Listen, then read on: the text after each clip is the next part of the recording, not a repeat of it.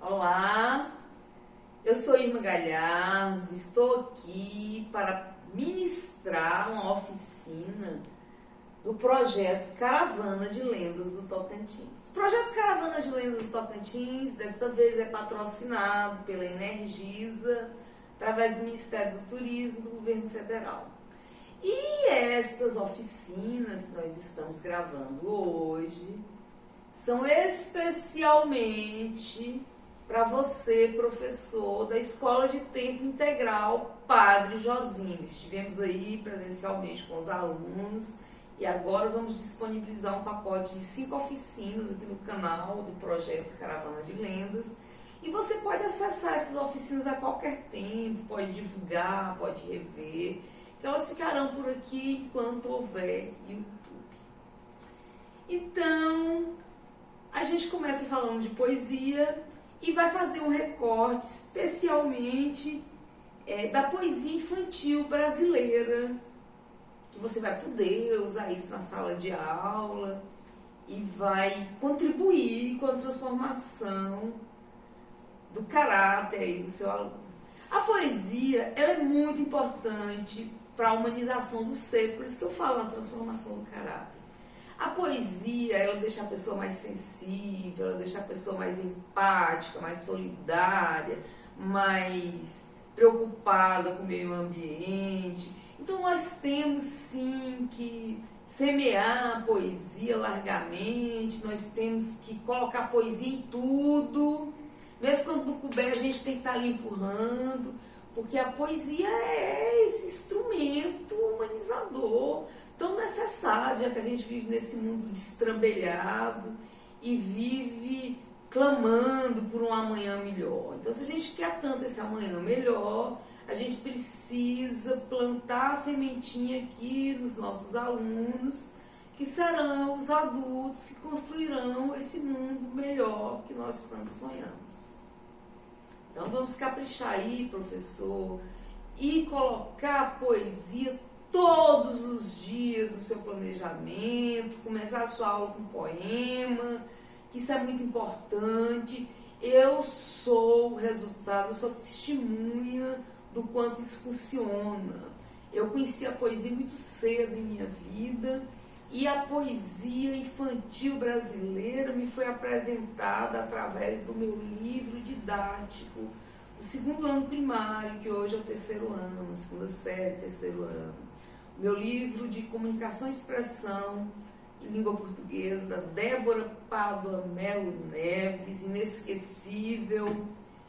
A Débora Pádua teve a sensibilidade de trazer para o livro didático poemas de Vinícius de Moraes, poemas de Mário Quintana, poemas de Manuel Bandeira, poemas de Carlos Drummond de Andrade, Cecília Meirelles.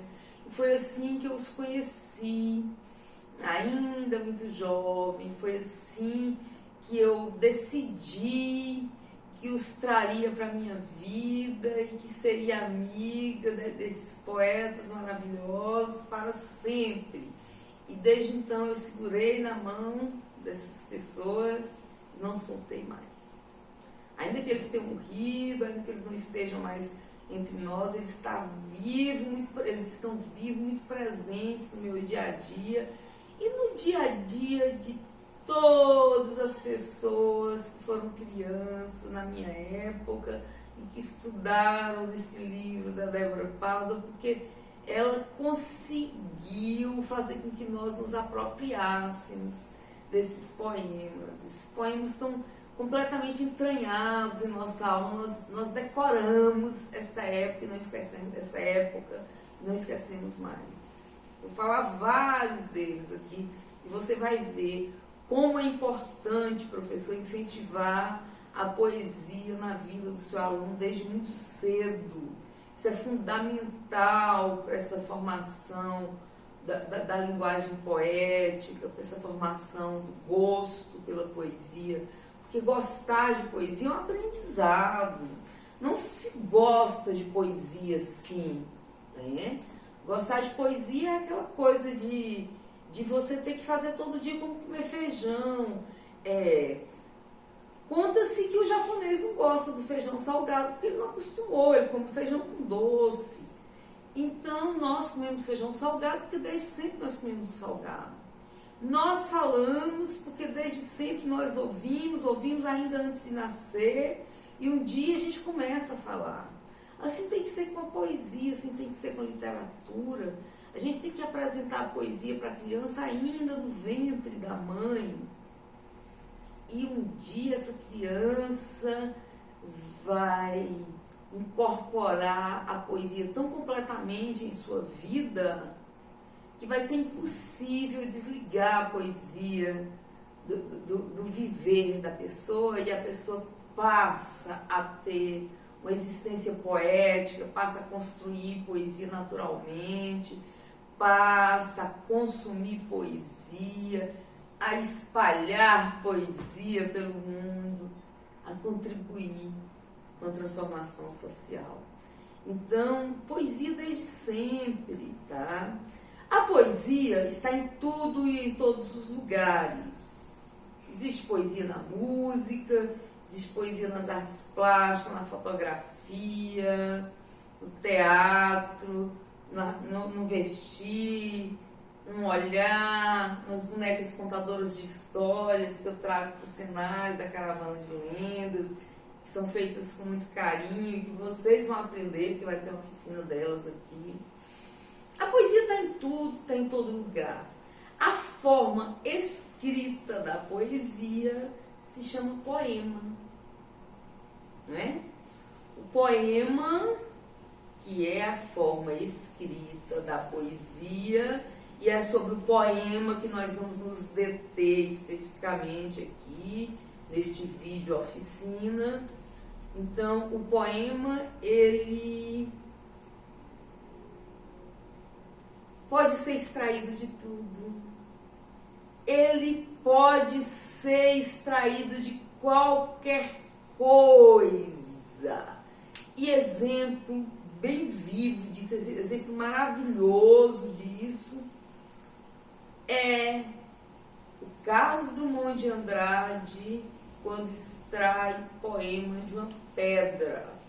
Lembra? Poema Pedra? Tinha uma pedra no meio do caminho, tinha uma pedra. Tinha uma pedra no meio do caminho. Jamais me esquecerei daqueles dias, na vida das minhas retinas tão fatigadas. Tinha uma pedra no meio do caminho, tinha uma pedra. Então, o poeta conseguiu extrair poesia de uma pedra. E um poema polêmico que na época chocou, na época encantou, na época trouxe muita crítica, tanto positiva como negativa, porque as pessoas não entendiam bem, porque tinha uma repetição e porque fugia do estereótipo, né, quebrava paradigmas. E o poema A Pedra, do Carlos Drummond, que acabou virando a referência. Hoje, sempre que alguma coisa não dá certo, a gente fala quase deu certo, mas tinha pedra. Ou então, a pessoa ia conseguir, mas a pedra impediu, ou tinha uma pedra no caminho. A gente está sempre fazendo essa referência, não é? Volta e meia a gente está ali pegando emprestado os versos do Drummond. Ainda que não use as mesmas palavras, mas é sobre a pedra do Drummond que a gente está referindo. Então virou quase que ditado popular.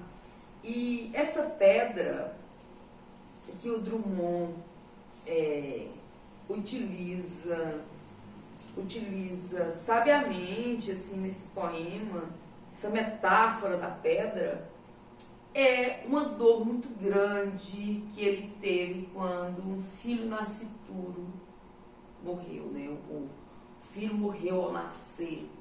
Então, era uma dor muito grande, uma dor inimaginável, intransponível, era como se tivesse uma pedra atrapalhando ele de seguir com a vida. E foi utilizando a metáfora da pedra que ele exprimiu essa dor.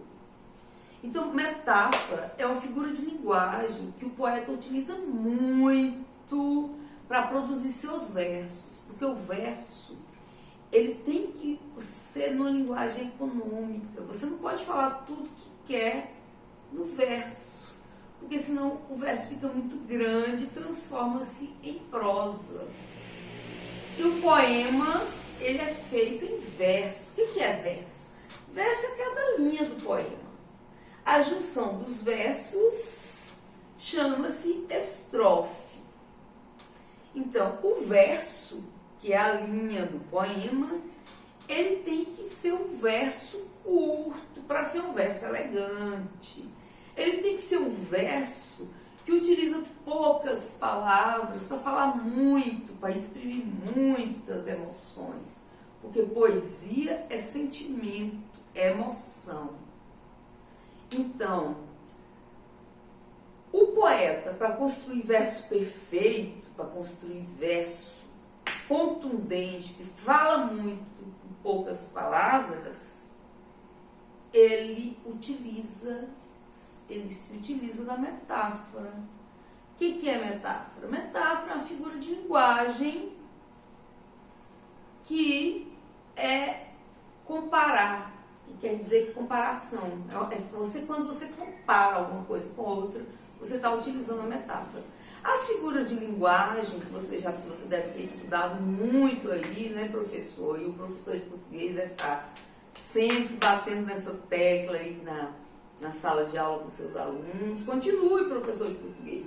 Continue, porque as figuras de linguagem são uma das poucas coisas que a gente leva. Uma das poucas coisas não. Uma das coisas que a gente leva, uma das principais coisas que a gente leva mesmo para a vida. As figuras de linguagem você está sempre levando para a vida, principalmente se você for poeta ou se você for escritor, se você se utilizar do ofício da literatura, se você se utilizar do fazer literário.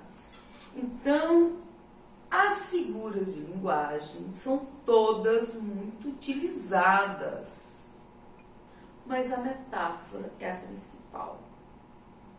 Você se lembra de outras figuras de linguagem que a gente utiliza na literatura? A hipérbole, que é o exagero, né? Estou morrendo de fome. Nossa, quase que ele me matou de susto. Essa coisa assim, né? Exagero. Que outra figura de linguagem você utiliza na literatura, no seu dia a dia?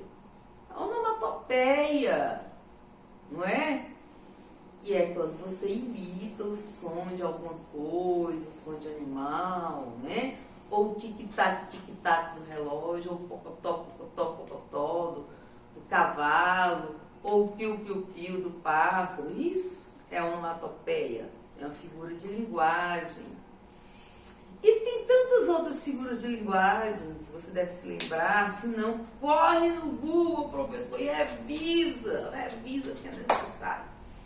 E aí, de todas essas figuras de linguagem, que o poeta usa muitas delas, a principal, a que ele usa sempre, a que é inseparável do fazer poético, a que é um dos principais instrumentos, uma das principais ferramentas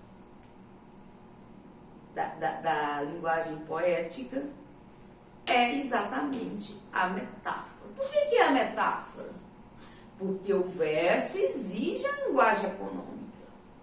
O verso, para ele ser um verso perfeito, um verso elegante, apreciável, ele tem que dizer muito com pouco. Então, o poeta vai ter que comparar. Ao invés de sair dizendo um monte de coisa, ele compara tudo aquilo ali que ele quer falar com uma única frase. Escolhe cuidadosamente, com uma única palavra. Ele escolhe cuidadosamente a palavra e coloca ali. Porque nenhuma palavra no verso é aleatória. O poeta, que é poeta mesmo, que tem a arte do poetar, que tem a arte do versejar, de burilar os versos, esse poeta escolhe cada palavra cuidadosamente. para o verso ter a contundência que ele quer. O verso exprimir toda a emoção que ele quer que aquele verso exprima. Então, a metáfora, que é a comparação, é a forma ideal, porque ao invés dele falar, por exemplo, tem um exemplo que eu gosto sempre de dar, porque é simples e está bem aqui, eu não preciso pensar muito, é o exemplo do sol. Se você quer falar de alguém que irradia, do seu professor maravilhoso, carismático, que prende a atenção, que você não quer nem ir no banheiro, professor Juliano, Cassimiro, um abraço, professor Juliano. Né? Às vezes você tem um professor assim que você não dá conta nem de ir no banheiro para não perder nem um pouquinho da aula. Eu tenho a felicidade de ter professores assim sempre. Viva! E aí, se você quer falar isso, falar, o meu professor Juliano é tão perfeito que eu não consigo nem ir no banheiro, eu sou a primeira a chegar e sou a última a sair da aula e eu vejo a aula do Juliano mesmo que eu esteja doente.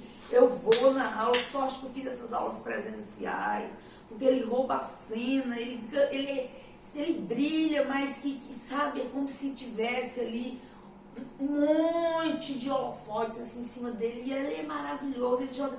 Às vezes ele fala tudo isso. Eu falo, professor Juliano é o sol. Olha, falei tudo numa única palavra, né? Eu falei tudo, porque quem é que é o astro-rei? Quem é que é inofuscável? Quem é que brilha incandescentemente? O sol. Né? O sol. E o professor Juliano Cassimiro Sampaio, meu querido professor, que eu não conseguia nem ir no banheiro. Então, você usa a metáfora para falar de alguém assim, que brilha como o Juliano, ou brilha como o sol. A gente pode até substituir a metáfora do sol pela... Então é isso. Metáfora é o principal instrumento, é o principal ferramenta. Eu não diria principal, porque existe o lirismo. O lirismo vem na frente da metáfora. O que é lirismo?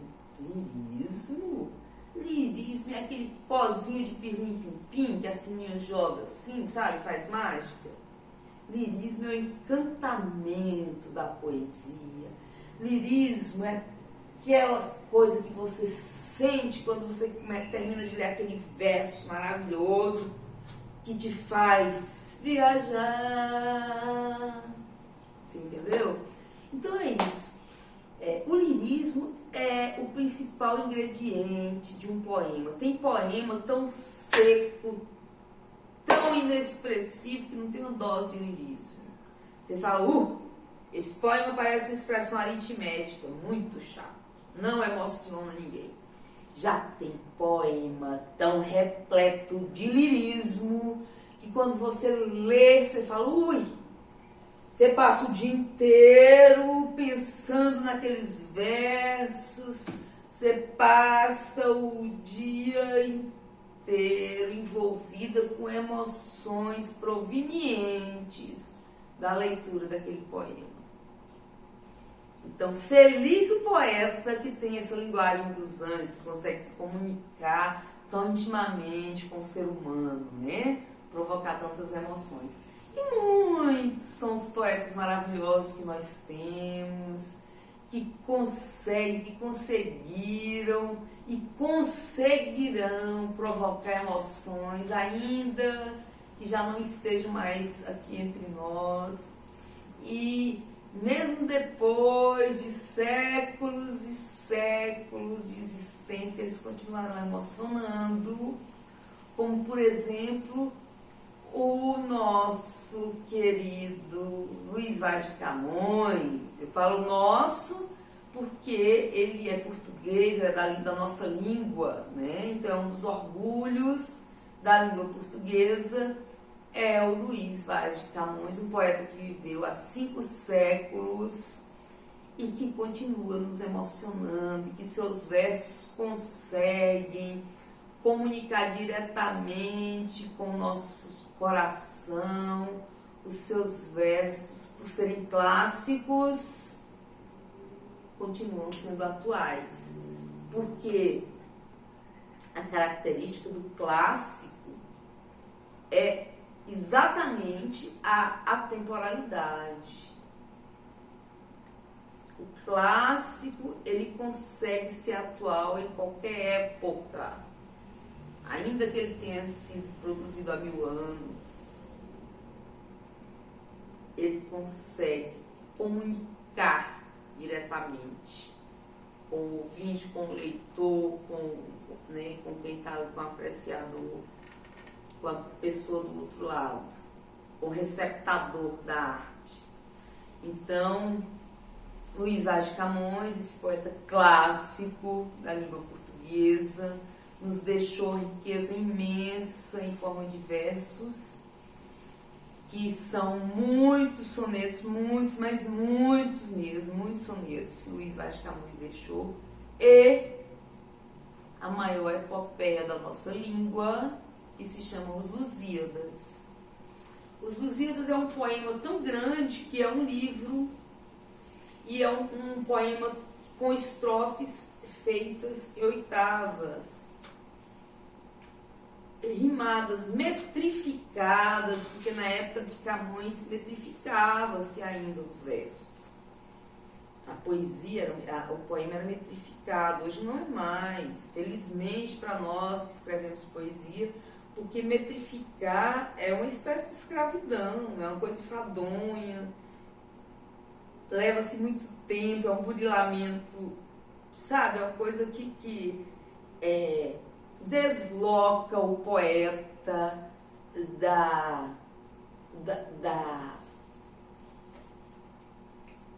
do mundo do lirismo mesmo, do eu poético, do eu lírico, e joga para o mundo real, para o mundo da aritmética, porque o poeta, quando ele produz o verso metrificado, ele tem que ficar contando sílabas, ele tem que observar a sílaba, é um monte de coisa que ele tem que observar, que nem eu sei, porque eu não estudei métrica, ainda bem.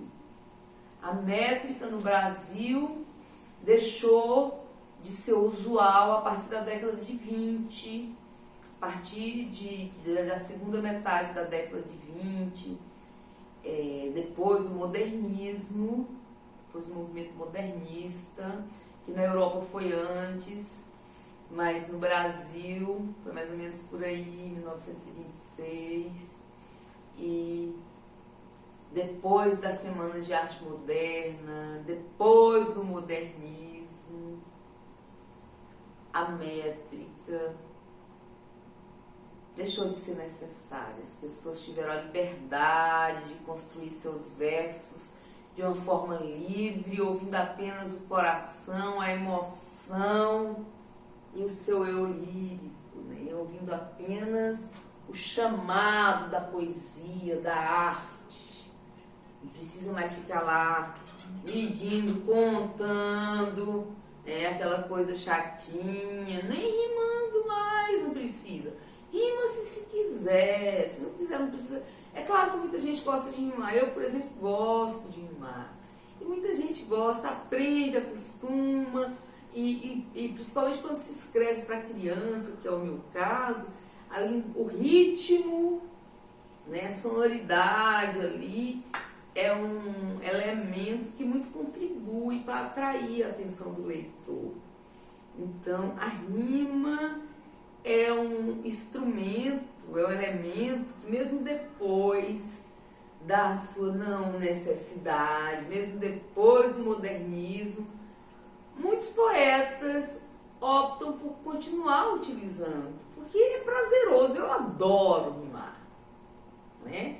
E é aquela coisa assim, de quando você vê que dá certo, ai, que satisfação! E você acaba produzindo joias, né? Porque um poema, eu costumo dizer que um poema é uma joia. Olha só, se a literatura é uma espécie de tesouro, né, gente? Literatura é um tesouro. um dos maiores tesouros da humanidade. A arte é um tesouro, a literatura é um grande tesouro. E a poesia, o poema especificamente. O poema é uma joia, é uma coisa que se lapida, é uma coisa que se trabalha cuidadosamente, amorosamente. O poema é minimalista, né? É um lapidar. Então, das artes, se a gente for considerar as artes como um tesouro, uma das joias mais preciosas do tesouro é exatamente o poema. Vocês concordam comigo? Né? Então, a poesia, a poesia é a linguagem dos deuses, a poesia é a linguagem que toca a alma, é uma linguagem musicada, uma linguagem que tem ritmo, sonoridade, vida, né? Os versos costumam ter energia tão grande que um livro de poesia não se lê como um romance, não se lê como se lê um ensaio. Você pega uma narrativa, um conto, uma crônica, uma narrativa em prosa, você senta e lê. E se você for um leitor ávido como eu, você só levanta quando você termina a leitura, né? Nós, leitores ávidos, temos por hábito pegar o livro e não conseguir largar enquanto não termina a história. Mas, quando se trata de poemas, é diferente, né? Poema a gente degusta, o poema a gente lê lentamente, a gente relê, a gente reflete sobre ele.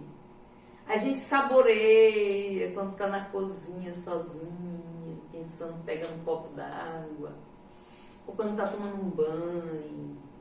Você fica ali saboreando, fica ruminando, né? Poema é aquele pavê maravilhoso, é aquela sobremesa que não te deixa esquecer. Então, você não consegue ler um livro de poesia numa sentada. A não ser que você não reflita sobre as coisas, a não ser que você não sinta os poemas. Mas se você for ler sentindo mesmo, é muito forte para se ler de vez. Você lê e você pausa, porque o ler poemas exige pausas. Não se lê de vez. É preciso que se faça digestão. Sabe quando você come muito, quando você vai na pizzaria e come aquele monte de pizza? Você não vai conseguir comer novamente se você não fizer a digestão, não é assim? Exige uma pausa. Depois que você come, seu organismo precisa de uma pausa para digerir tudo aquilo e você voltar a comer. O mesmo acontece com o poema, com a boa poesia. Você lê alguns poemas ali e você precisa de tempo para digerir. Você precisa, né? Porque é uma coisa forte, ela te preenche de uma forma tal que não tem como você continuar. Olha a força da poesia, professor. Vamos colocar a poesia no dia a dia dos nossos alunos? Vamos? Eu tenho um monte de sugestão. Só para fechar Camões aqui, que comecei a falar e não terminei, eu não gosto de deixar a ponta solta.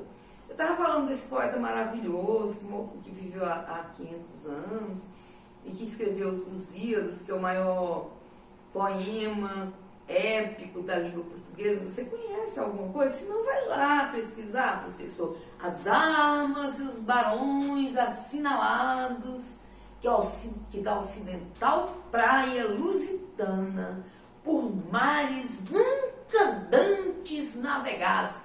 Professor, Os Lusíadas é um poema tão imenso, de sublime, tão, sabe, aquela coisa tão gigante, que a gente não consegue ler se não for assim. A gente não consegue falar se não for assim. Ele é absoluto, professor. Você precisa conhecer se não conhece, eu imagino que você já conheça. Apresente alguma coisa dos Lusíadas para o seu aluno, mas apresente com entusiasmo que os Lusíadas merecem. Não é à toa que ele sobreviveu tantos séculos e chegou até nós, mesmo quando não havia internet, redes sociais, mesmo quando a escrita e os livros eram luxo, era objeto de luxo. Ainda assim, esses versos. Conta a lenda, que quando Camões voltou da guerra, que não é lenda, ele lutou na guerra de fato, ele foi para a guerra, para a África, ele lutou, ele foi soldado e poeta, como disse Manuel Bandeira. Manuel Bandeira tem um verso que ele diz: não morrerás sem poeta nem soldado, a terra que cantaste bravamente, as armas e os barões assinaláveis. Então, por que Manuel Bandeira faz essa referência a Camões? Porque ele foi soldado, foi poeta. Sabe aquele olho fechado do Camões que tem nas fotos do livro? Sabe quem é Camões na foto, né, professor? Aquele homem que aparece com a coroa de louro, aquelas folhinhas, e um olho cego assim, e um livro na mão. Aquele homem é Luís Vaz de Camões. Camões perdeu aquele olho quando ele lutava na Guerra da África. Isso é verdade.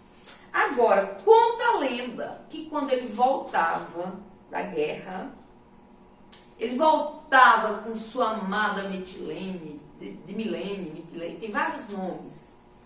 E aí, o navio que eles estavam naufragou e a sua amada não sabia nadar.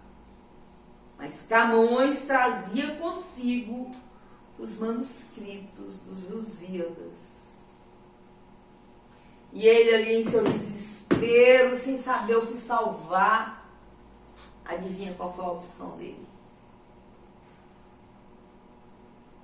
Os Lusíadas está aí, né? Até hoje, muito presente. Então, segundo a lenda, o poeta optou por salvar os manuscritos do poema.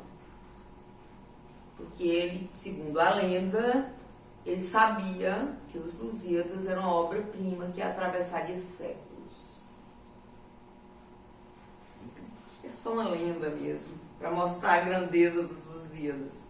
Não acredito que uma pessoa que escreveu versos tão maravilhosos, que continuam nos emocionando apesar de tanto tempo, eu não acredito que essa pessoa não tivesse sensibilidade suficiente para salvar a sua amada. Ele não ia deixar alguém morrer, mesmo que não fosse amada, mesmo que fosse qualquer ser humano. Um poeta salvaria, certamente salvaria. Então Camões, que tem os Lusíadas, tem poemas maravilhosos, tem muitos sonetos. Os sonetos dele não têm títulos e são identificados por números. Enumera-se os sonetos. Não, desculpa. Os sonetos de Shakespeare são identificados por números. Os sonetos de Camões são identificados pelo primeiro verso de cada um dos sonetos. Cada soneto, o título é o primeiro verso. Entendeu? Tem aquele, por exemplo, tem aquele verso, aquele soneto. Alma minha, gentil tu que partistes. Conhece? Qual é o soneto? Alma minha, gentil tu que partistes. Alma minha, gentil tu que partistes. Tão cedo desta vida descontente, repousa lá no céu eternamente e vive eu cá na terra sempre triste. E aí tem mais coisa, né? Porque soneto, você se lembra que soneto é um poema de 14 versos, né? Eu falei só a primeira estrofe, falei só 4 versos aqui. Soneto é um poema composto de 14 versos, sendo os versos divididos em 4 estrofes. A primeira estrofe, 4 versos, a segunda estrofe, 4 versos, portanto, 2 quartetos. E as 2 últimas estrofes têm 3 versos, portanto, são tercetos. O soneto, então, tem 4 estrofes, que são 2 quartetos e 2 tercetos, que juntos contabilizam 14 versos. Tem um outro soneto dele, que você, se for da minha geração, conhece através da música do Renato Russo. Amor é fogo que arde sem se ver. Lembra? É ferida que dói e não se sente ao não contentar-se de contente. É dor que desatina sem doer. Então, como é o nome desse soneto, que tem mais, não vou falar tudo. Como é o nome desse soneto? Amor é fogo que arde sem se ver. Que é o primeiro verso do soneto. Tem um outro soneto dele muito famoso, que é uma história da Bíblia, a história de Jacó, de Raquel, que ele contou toda a história em um soneto. Ele contou a história em 14 versos. E ele contou isso tão lindamente que tem quase 500 anos que ele fez e está aí até hoje. Eu vou contar para você essa história através dos versos do Camões. 7 anos de pastor, Jacó servia Labão, pai de Raquel, serrana bela. Mas não servia ao pai, servia a ela, pois a ela só por prêmio pretendia. Os dias, na esperança de um só dia, passava contentando-se com vê-la. Porém Labão, usando de cautela, no lugar de Raquel lhe dava Lia. Vendo o triste pastor que com enganos lhe fora-se negado sua pastora como se não a houvera merecido, começa a servir mais 7 anos, dizendo, mais serviria, se não fora, para tão longo amor, tão curta vida. Então tá aí um poema, um soneto, que Luiz Vaz de Camões escreveu há quase 5 séculos. Né? Maravilhoso, que atravessou os tempos, que está aí contando a história em apenas 14 versos. Então, falei brevemente de Camões, só para vocês terem assim, essa noção da poesia clássica, né, do poema clássico. O outro sonetista muito famoso é o Shakespeare, o William Shakespeare, aquele lá do Romeu e Julieta, Sonho de uma Noite de Verão. Ele foi gigante, imenso na arte de sonetar. E os sonetos dele eram identificados por número, numerados. Escreveu muita coisa linda, vai lá e confira, tá? Veja o soneto número 8, perfeito. Então tem sonetos, tem poetas que escreveram sonetos, mas principalmente no classicismo, assim, principalmente antes do modernismo. Porque depois do modernismo, com essa possibilidade de se escrever verso livre, com essa liberdade de não ter mais que metrificar, que rimar, o soneto meio que caiu em desuso. Poucas pessoas praticam ainda essa forma de poema. Mas tem alguns que gostam, preferem. Nós tivemos um poeta que é nosso contemporâneo, que morreu muito recentemente, porque década de 80 é recente, né? Vinícius de Moraes. Vinícius de Moraes, ele fez belos sonetos, belíssimos sonetos, você pode pesquisar. Soneto da separação, soneto do amigo ausente, soneto da fidelidade, vou falar o soneto da fidelidade.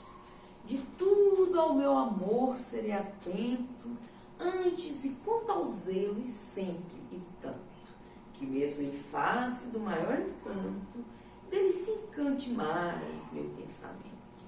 Quero viver em cada bom momento e em seu louvor hei de espalhar meu canto, e rir meu riso e derramar meu pranto, ao seu pesar ou ao seu contentamento. E assim, quando mais tarde me procure, quem sabe a morte, angústia de quem vive, quem sabe a solidão, fim de quem ama. Eu posso me dizer do amor que tive, que não seja imortal, posto que chama, mas que seja infinito, enquanto dure. Então esse poema, um soneto do Vinícius de Moraes, que é bem contemporâneo, né? que é um clássico, continuará emocionando gerações, é um soneto maravilhoso. E eu aproveito então o gancho do soneto do Vinícius de Moraes para falar do poeta Vinícius de Moraes. O poetinha, que eu apelido do Vinícius de Moraes, os poetas brasileiros os poetas têm apelido, né? Não são brasileiros. Fernando Pessoa é o poeta mentiroso, o poeta fingidor. O Mário Quintana é o poeta da ternura, o Vinícius de Moraes é o poetinha, Carlos Drummond de Andrade, poeta maior, né? Por aí vai. Então, o Vinícius de Moraes, nosso poetinha, que era um bom vivan, ele era diplomata, então ele viajava o mundo, tinha um poder aquisitivo que o proporcionava muitos encontros regados a gin, enfim, ele era um homem da noite, fazia poemas belíssimos, tinha uma cultura muito elevada, porque diplomado, porque estudou muito, e ele teceu versos que muito encantaram as crianças. Vinícius de Moraes produziu um livro que se chama Arca de Noé, que é um livro de poemas que agradou muito a criançada, e ele depois musicou os poemas desse livro. Você conhece vários. Lá vem um pato, pataqui, pataculá, lá vem um pato para ver o que há. Era uma casa muito engraçada, não tinha teto, não tinha nada. Ninguém podia entrar nela não, porque na casa não tinha chão. Ninguém podia dormir na rede, porque na casa não tinha parede. Ninguém podia fazer pipi, porque pinico não tinha ali. Mas era feita com muito esmero, na Rua dos Bobos, número 0. Poema de Vinícius de Moraes. E tantos outros que ele musicou desse livro, a Arca de Noé, que você, professor, deve levar para a sala de aula. Você precisa levar, que o seu aluno se encanta. Se você parar para observar os concursos de poesia infantil, o Vinícius de Moraes e a Cecília Meirelles são os campeões de escolha. O poema Foca, do Vinícius de Moraes, é muito querido. Quer ver a foca ficar feliz? É pôr uma bola no seu nariz. Quer ver a foca bater palminhas? É dar ela uma sardinha. Quer ver a foca fazer uma briga? É espetar ela bem na barriga. Outro poema de Vinícius de Moraes que ele disse: as borboletas, brancas, azuis, amarelas e pretas, brincam na luz das belas borboletas. Borboletas brancas são alegres e francas. Borboletas azuis são cheias de luz. As amarelinhas são tão bonitinhas. E as pretas, então? Oh, que escuridão! E tanta coisa bonita que o Vinícius de Moraes tem, né? Ele tem um poema que eu uso para comparar, para aproximar daquele poema do Drummond que eu falei da pedra, e mostrar para o aluno que é possível extrair poesia de qualquer coisa. Então ele tem um poema que eu usei junto com o poema Pedra, eu usei de exemplo num outro poema meu, que eu chamo Poesia em Tudo. É um poema que eu fiz para contar para o seu aluno que a poesia está em tudo e que todo mundo pode extrair a poesia de qualquer coisa. Então, eu vou falar o poema do Vinícius de Moraes, porque depois eu vou citar no meu poema. E aí você vai saber. O poema do Vinícius de Moraes se chama Porta. Ele diz assim: eu sou feita de madeira, madeira, matéria morta, mas não há coisa no mundo mais viva do que a porta. Eu abro bem com cuidado para passar o namorado. Eu abro de supetão para passar o capitão. E abro devagarinho para passar o menininho. E bem prazenteira para passar a roseira. Eu só não abro para aquele que diz, e a mim bem pouco importa, que se uma pessoa burra é burra, feito uma porta. Esse é um fragmento da poesia, porque eu não me lembro dele todo, mas porque eu aprendi o poema A Porta lá naquele meu livro, professor do 2º ano, 2ª série. E trouxe, e trago, e trarei. Viu como é? Às vezes ficam alguns versos para trás, porque são muitas informações, né, professor? O nosso cérebro, como você sabe, inteligentemente, ele deleta muita coisa para a gente não enlouquecer. Mas aquilo que é absorvido através da ludicidade, isso aí o cérebro guarda. Isso o cérebro seleciona. A imagem, ou a memória humana, ela é dividida em memória flutuante e memória permanente.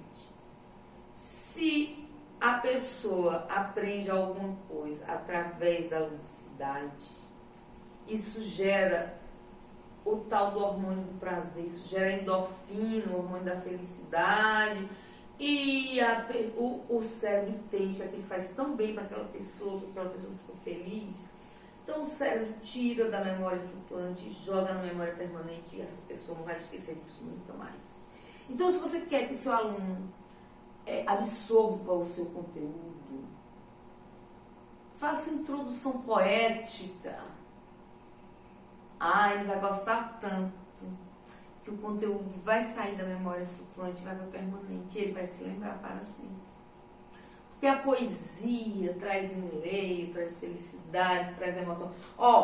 E se o seu aluno não gostar das primeiras vezes, continue. Se você, professor, não gosta de poesia, aprenda a gostar, é preciso, é necessário. E poesia é educação literária. Muita gente não gosta porque não aprendeu, não teve esse estímulo na infância. Então você precisa ler muita poesia, se você não gosta, para educar o seu ouvido, para você aprender a apreciar a linguagem poética. Para você sentir essa linguagem, para o poema entrar nos seus poros, sabe? E espalhar pelo seu corpo, você sentir a energia dele. Porque poema, como eu já disse, é sentimento. É o que você sente que é o que está escrito. Não são as palavras. Cada pessoa, quando lê um poema, ela sente diferente. Entendeu? Um poema que comunica fortemente com você pode não comunicar comigo e pode dialogar perfeitamente com outro grupo. Você entendeu como é? Porque é emoção. E nem tudo emociona as mesmas pessoas da mesma forma. Outra coisa, poesia, o poema, que é a linguagem escrita da poesia, o poema, ele nem sempre é de amor, nem sempre é de alegria, ele pode ser de amizade, ele pode ser de tristeza, de dor, de luto, de separação, de revolta, de reivindicação, de denúncia, de homenagem, você entendeu? Então, como poesia é sentimento, você não deve achar que é só amor. Não, sentimento, existe sentimento de raiva, existe sentimento de dor, existe protesto, a poesia de protesto está muito forte ultimamente, aquela poesia periférica, poesia que é uma denúncia social, que é necessária, inclusive, nesse mundo de disparidade social que nós vivemos. Então, aquela poesia que faz denúncia, que mostra as injustiças sociais. Essa poesia é muito bem-vinda, é muito necessária. Então, trabalhe um poema, professor, com o seu aluno. Você pode trabalhar a partir do rap. Mostra para ele que rap é um poema musicado, né? Ou trabalhe a partir da literatura, da linguagem, da literatura de cordel, que é perfeito também, porque não exige tanto preciosismo, né? É uma linguagem mais popular, mais espontânea, mais livre, a linguagem do cordel. Então trabalhe a poesia, o poema na linguagem de cordel, na música, em qualquer estilo musical. Uma vez eu tive aí no colégio Padre Josinho, escola de tempo integral Padre Josinho, em 2019, eu fiz uma apresentação com o projeto Caravana de Lendas e um grupo de alunos apresentou o livro Pirarucu Encantado em forma de rap. Não sei quem foi o professor que trabalhou lindamente o livro Pirarucu Encantado com as crianças, e as crianças se apropriaram completamente da história, o que é necessário, porque esses livros da caravana, eles são livros que tratam da cultura local, são folclores da nossa região. Por anos, no mês de agosto, quando o Brasil estuda folclore, o Tocantins mandou importar Saci Pererê e Mula Sem Cabeça, como se a gente não tivesse uma cultura própria, como se a gente não tivesse os próprios personagens. Tem que estudar Mula Sem Cabeça e Saci? Claro que tem, mas tem principalmente que estudar a Buiúna, o Pirarucu Encantado, o Pai da Mata, a Mãe da Lua, o Nego da Lua. Todos esses livros estão aí na biblioteca da Escola de Tempo Integral Padre Josinho. O projeto Caravana de Lendas do Tocantins fez uma doação de 60 exemplares desses livros para a biblioteca, daí para você, professor, trabalhar com seus alunos, porque dessa forma você vai contribuir para que eles se apropriem desses elementos da nossa cultura e, portanto, você vai contribuir que haja um fortalecimento da nossa identidade cultural, porque o que fortalece um povo é a identidade cultural de um povo. Nós somos um povo que está em construção, Estado em construção. A identidade cultural do nosso Estado ainda está sendo construída. Nós estamos construindo a identidade cultural do nosso Estado. E para fortalecer essa identidade, é preciso estimular nossos alunos a se apropriarem da nossa cultura, dos nossos elementos. Seja as músicas do Dorivan, do Genésio, do Juraíus, do Braguinha, seja as artes plásticas de tantos artistas que nós temos aí, a Marina Boaventura, o Souza Andrade, que morreu recentemente, o Almercides, e tanta gente boa, seja através do teatro, temos arte sacra, temos o grupo Agulhas Cênicas, temos o Senaberto, tanto grupo de teatro. Apresente a arte tocantinense para o seu aluno, porque dessa forma você está ajudando a fortalecer a identidade cultural do nosso Estado. Apresente os livros da coleção Lendas do Tocantins, que são os nossos são os nossos personagens folclóricos.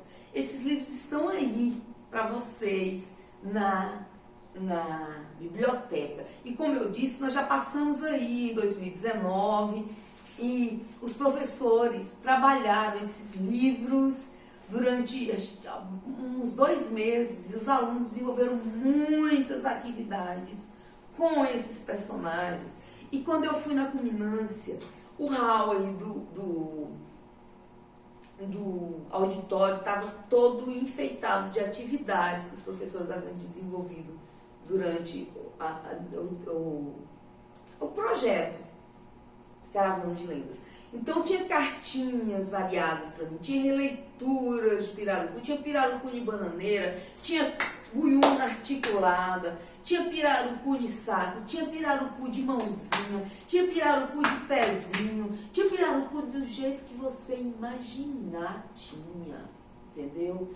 E aí, quando começou a apresentação, a professora pediu espaço para um grupo de alunos apresentar, e o grupo de alunos apresentou um rap do Pirarucu Encantado, que foi uma coisa linda de arrepiar. O videozinho está gravado na página do Caravana de Lendas no Facebook. Você pode ver e descobrir quem são os alunos, que hoje já devem estar maiores, e descobrir quem foi o professor. E você pode pegar esses exemplos e tantos outros que tem aí no Instagram, Caravana de Lendas do Tocantins. Você pode ver muito exemplo maravilhoso, inclusive que foi trabalhado aí na Escola de Tempo Integral Padre Josinho em 2019.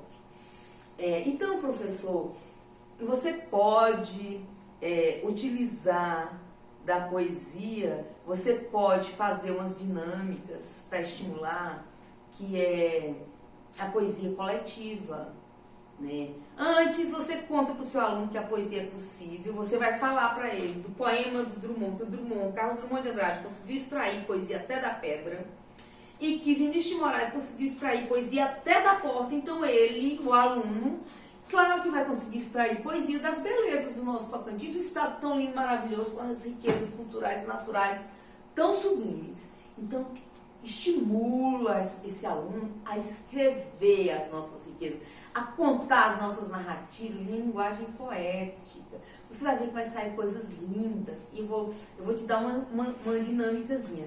Mas antes da dinâmica, eu vou falar os versos que eu disse que eu fiz para estimular o aluno. Lembra que eu disse que eu fiz uns versos, poesia em tudo? Então, o verso é assim: a poesia está em todo lugar, só não vê quem não sabe olhar.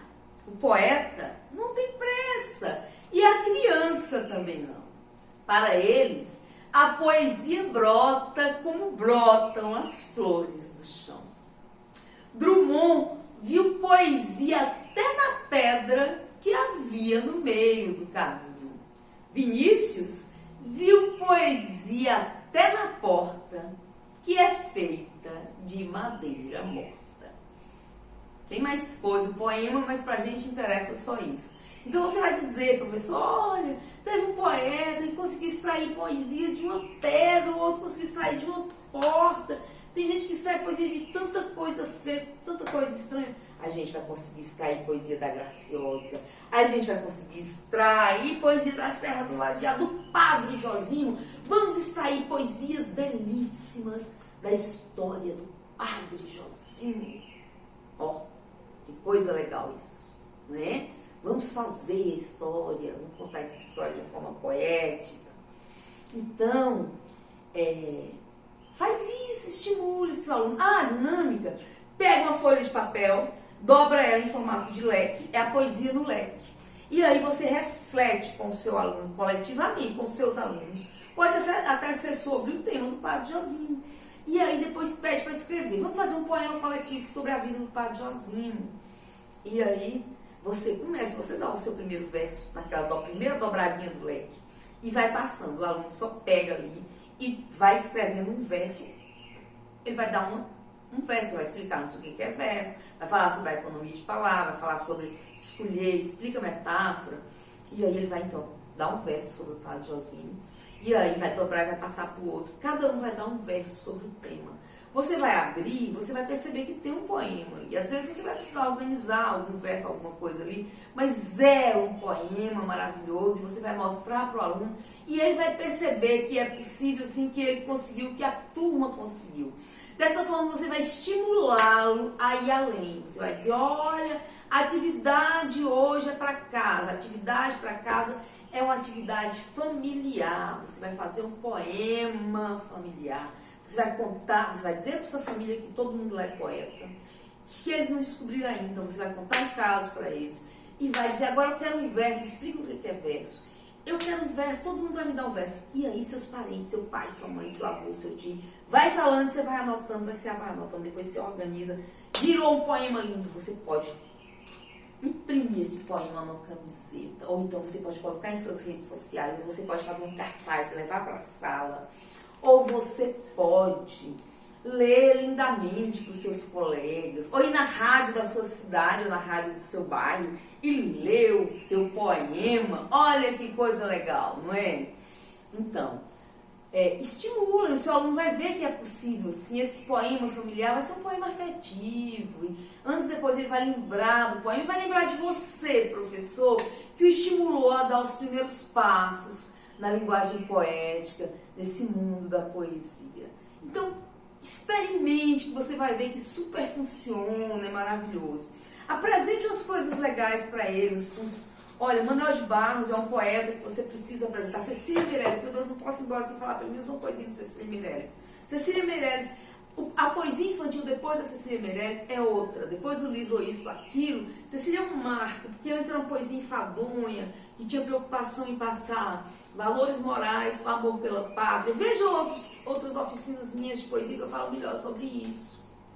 Né, que é uma consequência da proclamação da República, não tinha ainda, o Brasil não tinha suas narrativas, então foi estimulado a produzir narrativas com cunho pátrio, essa coisa. Então, era aquilo que ia para os livros didáticos, e era assim que era a poesia brasileira. Depois da Cecília Meirelles, ela falou, não, chega, poesia não tem obrigação, poesia é sonoridade, é ritmo, é emoção, é alegria, e aí ela fez. Esta menina tão pequenina quer ser bailarina, não conhece o dó nem o ré, mas sabe ficar na ponta do pé. Você conhece, né, professor? Não vou falar todo porque não dá tempo, já tem uma hora. O que mais que a Cecília fez? Pombinha da mata. 3 meninos da mata ouviram a pombinha gemer. Eu acho que ele está com fome, disse o primeiro, e com certeza vai morrer. Veja aí essa, professor. O que mais que a Cecília fez que é lindo? O seu colar de coral, Carolina corre por entre as colunas da colina. Colar de Carolina, colore o colo de cal e torna corada a menina. E o sol vem daqui. Não vou falar tudo, professor. Veja tudo da Cecília, tudo do Drummond, tudo do Quintana. Apresente para o seu aluno. Eu vou parar, nós temos outras oficinas. É um pacote de 5 oficinas. Acompanhe essas oficinas a qualquer tempo, elas vão ficar aí gravadas. Um grande beijo e até a próxima. Tchau!